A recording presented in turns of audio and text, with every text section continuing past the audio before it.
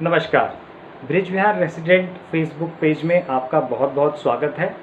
आज हमारे साथ हैं हमारी पार्षद श्रीमती पूनम त्यागी जी और समाज सेवी श्री अजय त्यागी जी। इनके साथ हम आज डिस्कस करेंगे हमारे ब्रिज विहार के कुछ मुख्य मुद्दे। तो पार्षद जी और अजय त्यागी जी, आपका बहुत बहुत स्वागत है हमारे प्रोग्राम में। नमस्कार। पार्षद जी, अभी पिछले कुछ दिनों से हम देख रहे हैं जो हमारा ब्रिज विहार है उसका जो ई ब्लॉक है, जो राधा कुंज के नाम से जाना जाता है, वहाँ पे एक मकान के अतिक्रमण की एक घटना सामने आई है और जो कि बहुत दुखद है और जो हमें बहुत सारे लोग बहुत कंसर्न है इससे और लोगों के बहुत सारे हमें कमेंट्स भी प्राप्त हो रहे हैं इस पर। लोग बहुत चिंतित हैं इस विषय में कि जो ये बहुत गंभीर समस्या है और जो आरोप लगे हैं। तो हम सबसे पहले तो आपसे जानना चाहेंगे कि ये क्या समस्या है, शुरू से हम जानना चाहेंगे इस बारे में। आपके सभी दर्शकों को मेरा नमस्कार। ये जो प्रकरण हुआ है इसके अंदर आप ये लगा लीजिए, ये लगभग 15-20 दिन पुरानी बात है। ब्रज किशोर जी हापुड़ पलखवा के रहने वाले हैं। उनके पिताजी का ये मकान है जो उसके अलॉटी हैं। 90 के अंदर वो मकान इनको अलॉट हुआ है। उस अलॉटमेंट के बाद वो अपने मकान की देखरेख करते हुए बीच में आते रहे। लगभग 1.5 साल से वो नहीं आ पाए। उनके पिताजी उस बीच में उनका स्वर्गवास हो गया, किसी वजह से नहीं आ पाए। बीच में कोरोना काल हुआ, लॉकडाउन, वो नहीं आ पाए। लगभग 20 या 25 दिन पहले वो लोग अपने मकान को देखने के लिए आए। तो उन लोगों ने आकर वहाँ पर देखा तो एक महिला, कौर करके नाम है उनका, मैं नाम एग्जैक्ट नहीं पता, तो वो एक सरदार जी हैं और एक सरदार जी और थे, उनके साथ वहाँ पर रह रहे थे। वो अपने मकान पर गए तो उन्होंने कहा कि उन महिला का ये कहना था कि हमने मकान खरीद लिया है। खुद अलॉटी जिनका मकान है उन्होंने उनसे कहा कि ये मकान आपने किससे ख़रीदा है, तो वो जवाब नहीं दे पाए। वो वहाँ से वापसी होकर मदद के लिए हमारे कार्यालय पर आए। कुछ उनके परिचित थे, गाजियाबाद में रहते हैं। उनका फ़ोन आया कि पार्षद जी आपके क्षेत्र का मामला है, आप इसे देखिए क्या मामला है। मैंने कहा भाई साहब आप भेज दीजिए, जो मदद होगी या जो ठीक होगा, न्याय संगत होगा, वो मदद की जाएगी। उन्होंने आकर सारा प्रकरण बताया। उस प्रकरण के बाद मैं स्वयं उठकर यहाँ से गया, वो लोग मेरे साथ थे और जाके बड़े सद्भावपूर्ण माहौल में उनसे बात की। उनकी महिला, वो महिला भी थी, उनके हस्बैंड भी वहाँ पर थे। हमने उनसे पूछा भैया अगर आपने मकान खरीदा, आप पे कुछ कागज़ पत्तर, कोई रजिस्ट्री या पावर टोनी कुछ तो होगी। वो बोले कि हमारे पास पावर टोनी है। मैंने कहा आप दिखाइए। लेकिन वो कहने लगे कि हमारे ससुर पंजाब रहते हैं, वो सब उनके पास है, हमारे पास पेपर नहीं है। हमने उनसे कहा बहन जी कोई बात नहीं, आप अपने पेपर मंगा लीजिए। वो बोले बुधवार तक हम अपने पेपर मंगा लेंगे। उस दिन बहुत शालीनता और नॉर्मल तरीके से वहाँ बात हुई। उन्होंने भी ऐसे ही की। उन लोगों ने नॉर्मल तरीके से बात करी, कोई इस तरह की घटना की कोई बात नहीं थी। बुधवार को उसी समय पर कुछ हमारे ब्रज विहार के सरदार फैमिलियाँ भी, जिनसे 1-2 लोगों से परिचित, नीटू केबल वाले, ये भी पहुँचे उस पहले पीरियड के अंदर। तो हम लोग उनसे कहा भाई देखो आपकी कम्युनिटी के लोग हैं, आप थोड़ा सा इनको समझाइए और पेपर हैं तो पेपर मंगाइए। तो लास्ट में ये तय हुआ, मैंने खुद उन्हें समय दिया, बुधवार छोड़ो आप, संडे तक आप पेपर मंगा लीजिए और पेपर दोनों पक्षों के देख लेंगे। अगर हमसे कुछ हो पाएगी मदद तो हम करेंगे, नहीं तो पुलिस प्रशासन अपना काम करेगा, जो आपको करना वो करिए। उस बीच में क्या होता है कि उन लोगों ने, जो मकान के अलॉटी हैं, उन लोगों ने उनसे उनके नंबर लिए, महिला का नंबर भी लिया और उनके पति का नंबर भी लिया। उसके बाद हम लोग उनको समय देकर वहाँ से चले आए अपने कार्यालय में। सब लोग अपने काम में व्यस्त हो गए। जब वो नंबर लेकर आए तो हमने उनसे कहा कि आप लोग आपस में संपर्क कर लेना, आपके पेपर हैं आप इनको बता देना और जब भी पेपर आ जाए आप मेरे कार्यालय आ जाना, यहाँ पर बैठकर बात कर ली जाएगी, जो न्याय संगत होगा वो बात कर लें। अगर हमारी बात आप मानोगे तो ठीक है, नहीं तो प्रशासनिक काम में पुलिस प्रशासन अपना काम करेगा।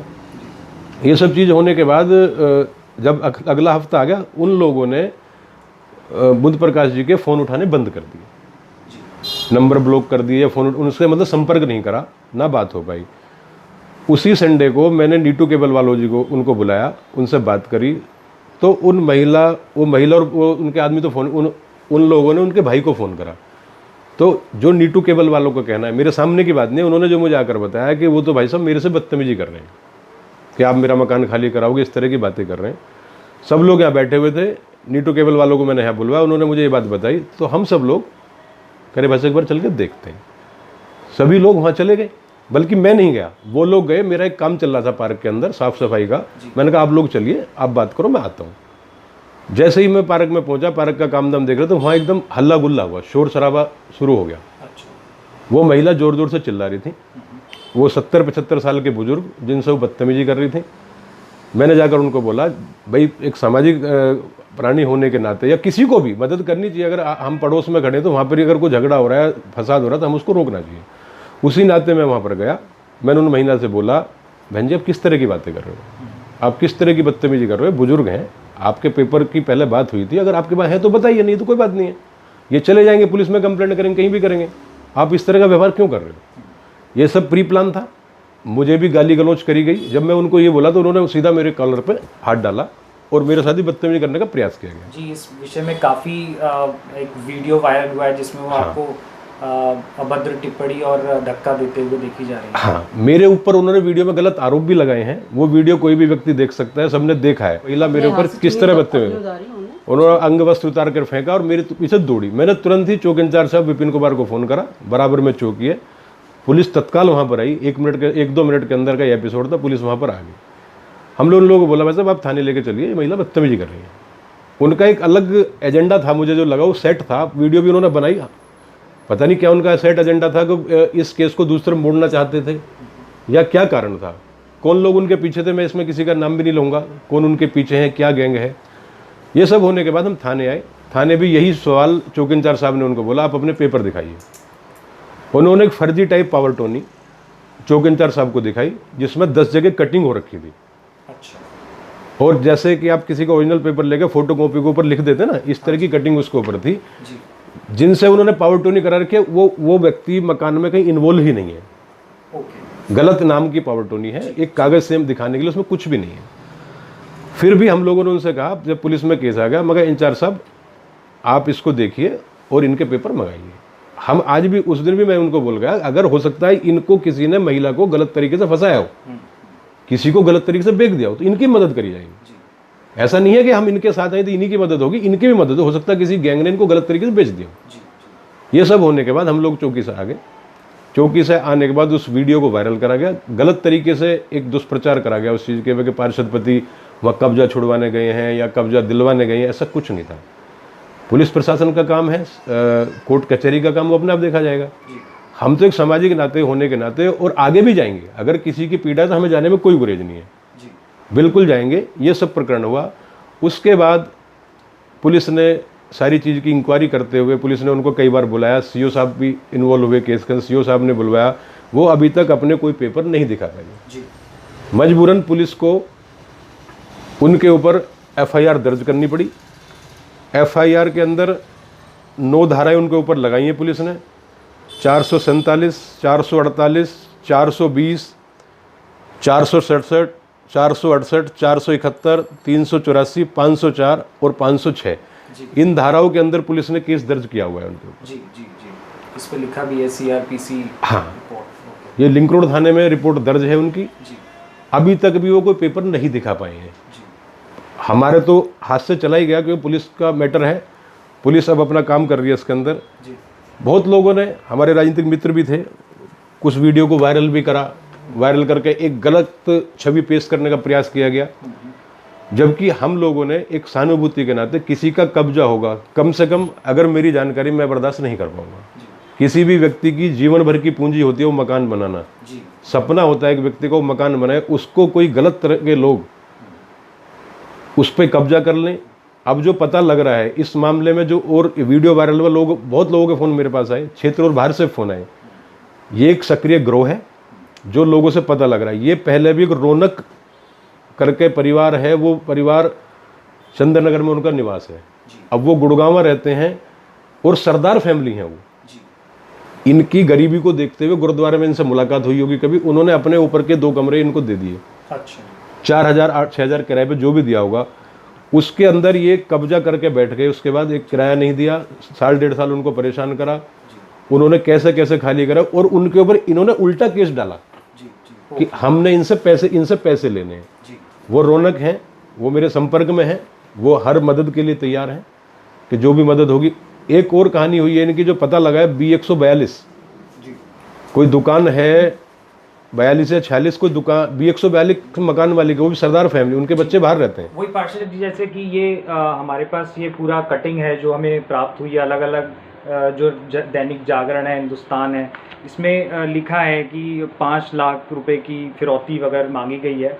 इसके अलावा भी जैसे हमारे काफ़ी कमेंट्स आए ब्रिज विहार वासियों के हमारे पेज पे, तो उसमें एक ललित शर्मा जी हैं, वो लिखते हैं कि इन महिला ने रामपुरी में एक दुकान और चंद्रनगर में एक मकान के साथ भी ऐसा ही अवैध कब्जा किया था, और ऐसे लोगों को समाज के दुश्मन की तरह मानना चाहिए। और भी हमारे पास बहुत सारे इस ढंग के आ रहे हैं, तो ये बहुत दुर्भाग्यपूर्ण है। हाँ, आप कुछ बता रहे थे। बिल्कुल सही बात है, ललित जी जो कह रहे हैं वो पूरे मार्केट को पता है, पूरे ब्रजविहार को पता है। ये पहले चंद्रनगर कब्जा करा है, फिर एक B142 कोई महिला रहती हैं, उनके हस्बैंड नहीं है, वो भी सरदार फैमिली है, सिंपैथी में उन लोग वो मकान दुकान दी है, जनरेटर का वहाँ पे काम करते थे, वहाँ से भी पैसे लेके इन्होंने खाली कराया मकान। एक इस तरह का काम ये लोग करते हैं, संगठित गिरोह बनाकर मकान के उल्टे सीधे कागज बनवा के फिर मकान मालिक से पैसे की डिमांड करती है। और ये तो सौभाग्य है इनका, वो मेरे पास आ गए, नहीं तो आदमी मजबूर होकर कहीं ना कहीं एडजस्टमेंट करता है, उसकी मजबूरी हो जाती है, वो थाने के चक्कर लगाए, चौकी के चक्कर लगाए, उसमें कहता है कि यार चलो छोड़ो।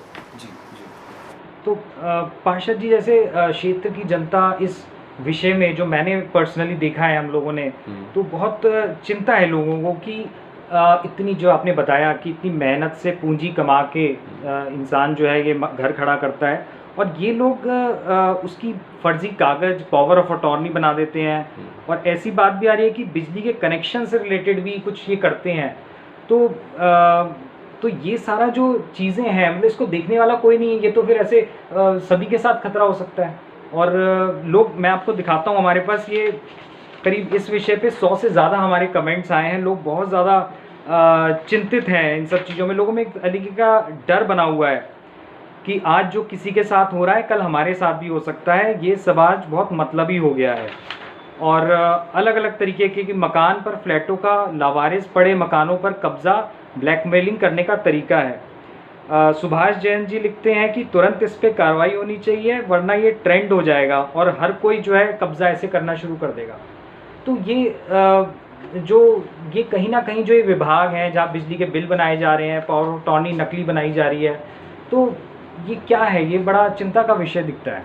इन सब चीज़ों की जांच पुलिस कर रही है। बिजली विभाग को पुलिस डिपार्टमेंट चिट्ठी दे चुका है किस आधार पर आपने मीटर दिया है। और हाउस टैक्स की जहाँ तक बात है, हाउस टैक्स उन्होंने जो जमा कर रखा है, जो पार्टी पुरानी है उन्हीं के नाम से हाउस टैक्स को जमा करा है। और ये जब वो आ गए हैं, उसके आने के बाद उन्होंने 4000 रुपये हाउस टैक्स जमा करा है जी। उससे पहले कोई हाउस टैक्स उन्होंने जमा नहीं करा है। जब ये प्रकरण हुआ, वो लोग आके मिले कि हमारा मकान है, उसके बाद उन्होंने 4000 रुपये हाउस टैक्स की रसीद कटवाई है, पुरानी पार्टी के नाम से ही, उनके नाम से कोई पेपर नहीं है। तो पार्षद जी, ये सारा प्रकरण हुआ और बहुत लोग चिंता में थे इतने दिनों से। आपने बहुत अच्छा एक्शन लिया है, इसका हमें बहुत हर जगह से संज्ञान मिला है, चाहे हमारा फेसबुक पेज हो या व्हाट्सएप ग्रुप्स हो, उस पर चल रहा है। बट पार्षद जी, ये सब देखते हुए, इतना ये जो बवाल हुआ और जो इतना ये विषय हुआ, आप पर्सनली आपने इससे क्या आपने देखा, और आप क्षेत्रवासियों के लिए कि आगे ये ऐसी स्थिति दोबारा से ना हो, आप उन्हें क्या इस बारे में गाइडेंस या क्या मार्गदर्शन करना चाहेंगे? लोगों से यही अपील करूंगा कि ये सब लोग, और कहीं ना कहीं हो सकता है अभी परतें खुलेंगी, हमारे यहाँ के भी कुछ लोग मिले हों, इतनी हिम्मत किसी की नहीं हो सकती कि कोई आदमी कब्जा करे। सभी को ध्यान रखने की जरूरत है, सभी को। अकेला आदमी मैं भी कुछ नहीं कर पाऊंगा, सभी साथ दें, सभी ध्यान रखें इस चीज़ का, तो ऐसी चीज़ें रोकी जा सकती हैं। तो पार्षद जी और समाज सेवी अजय त्यागी जी, आपने जो इस पूरे घटनाक्रम में जो जायज़ा लिया है और आप जो खुद मॉनिटरिंग कर रहे हैं इस चीज़ की, वो बहुत अप्रिशिएबल है। क्षेत्रवासियों की तरफ से आपको और हमारी तरफ से बहुत बहुत धन्यवाद। और हम देखेंगे कि आगे ऐसा कोई गिरोह हमारे ब्रिजविहार में ना पनप पाए और पूरा पक्का न्याय हो और सब लोग बहुत सुरक्षा की भावना से यहाँ रह सकें। आपका बहुत बहुत धन्यवाद। तो आपने सुना हमारे पार्षद जी को और समाज सेवी श्री अजय त्यागी जी को ये अतिक्रमण की जो ये समस्या आई है उस पर उन्होंने पूरा अपडेट दिया और बेबाकी से उन्होंने सब कुछ बताया। और इसी के साथ ये पहला अंक ख़त्म होता है। दूसरे अंक में हम और जो हमारे ब्रिज विहार के जो मुख्य मुद्दे हैं, जैसे कि नाला है, अतिक्रमण है और जो पार्कों के काम है, स्ट्रीट लाइट से रिलेटेड जो समस्या है, उस पर चर्चा करेंगे। पार्षद जी, आपका बहुत बहुत धन्यवाद। आपका बहुत बहुत धन्यवाद।